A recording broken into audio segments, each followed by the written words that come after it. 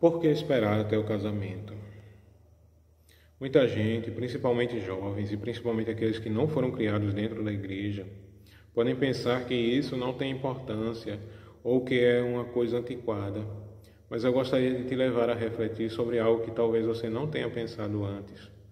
O sexo, ele não é apenas um prazer, uma diversão, mas biologicamente é o que possibilita a vida. E mesmo que ele não venha a trazer filhos, mas ele libera hormônios de vínculo ali, que é como se seu corpo dissesse: é com essa pessoa que eu vou construir uma família. Então, justamente é um vínculo não só físico, mas emocional também. E por isso, lidar com essa questão é tão importante, porque é algo intimamente relacionado à vida. O ato sexual ele foi criado por Deus para ser vivido dentro do casamento, de maneira a fortalecer a união do casal e a preparar para a chegada dos possíveis futuros filhos. Então, guardar-se para esse momento não é uma repressão, mas sim uma escolha de valorizar esse momento ao máximo. Eu sei que muitas vezes não é fácil, eu também sou homem, sou jovem, sou virgem, e eu sei que é uma luta enorme resistir às vontades, mas eu também sei que vale a pena, porque viver da maneira que Deus determinou traz paz, segurança e propósito. Alguns podem dizer: mas e se essa pessoa não for tão bom assim fazer com essa pessoa? Mas na verdade é justamente o contrário.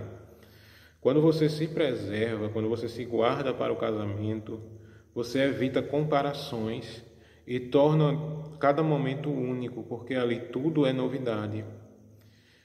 E ainda mais,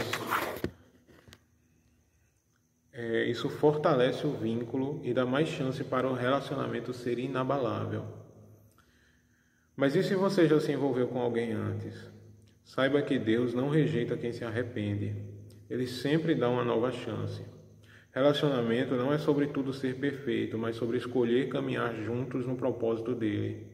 O importante é recomeçar e viver a partir de agora de acordo com o que Deus estabeleceu. A Bíblia também mostra exemplos claros de situações, em que a pessoa justamente fugir desse princípio que Deus ele criou um homem e uma mulher para viver ali, aquele casal, e o que Deus uniu não separe o homem. A gente vê na Bíblia, justamente situações em que, por fugir desse princípio, pessoas se deram mal. Por exemplo, Deus ele tolerou a poligamia no Antigo Testamento, mas nunca foi o ideal. Isso trouxe rivalidades, como Lia e Raquel, e como Ana e Penina, e mostrou ser impossível dar o mesmo carinho, da mesma forma que numa relação monogâmica, quando se tem uma relação poligâmica. Grandes homens como Salomão, Sansão,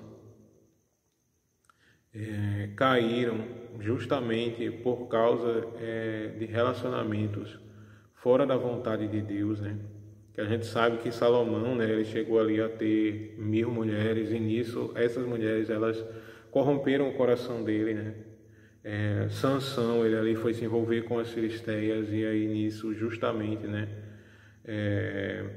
isso levou ele à queda, o rei Acabe também, que era rei de Israel, ele só se tornou o rei mau que ele se tornou, justamente ele se casou com a filha de um rei pagão. E aí a gente vê na história, que muita coisa da história de Acabe, ele se deixava levar muito por Jezabel. E nós vemos também em Gênesis 6, que justamente relacionamentos distorcidos, quando o povo de Deus ele começou a se misturar com pessoas que não seguiam a mesma linhagem, que foi justamente o que corrompeu a humanidade ao ponto de Deus ter que enviar o dilúvio. Então tudo isso mostra que quando seguimos os nossos próprios desejos, nós machucamos a nós mesmos e a quem está ao nosso redor. Mas quando seguimos o que Deus planejou, vivemos algo verdadeiro, duradouro e pleno. Hoje, curiosamente, eu abri o TikTok, a primeira coisa que apareceu foi isso, que é o chamado Dia do Sexo. E para muitos pode ser uma data para piadas ou para normalizar algo banalizado. Mas eu quero te convidar a fazer diferente, a não ver como o mundo vê, mas a refletir no valor que esse ato tem, no valor do quanto é importante viver dentro do propósito de Deus, no quanto esse ato ele merece ser reservado para o casamento, o momento onde há um compromisso real de fidelidade até que a morte os separe. Vale a pena esperar em Deus.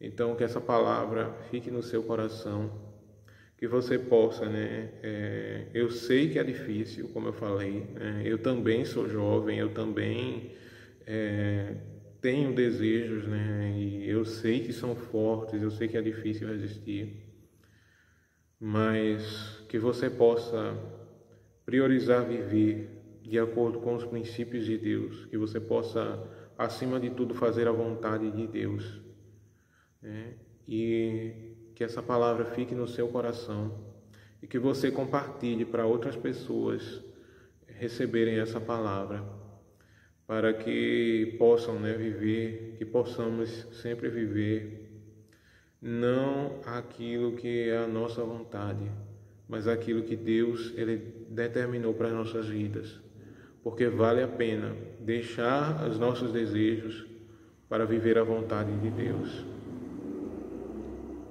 E me siga para mais conteúdos.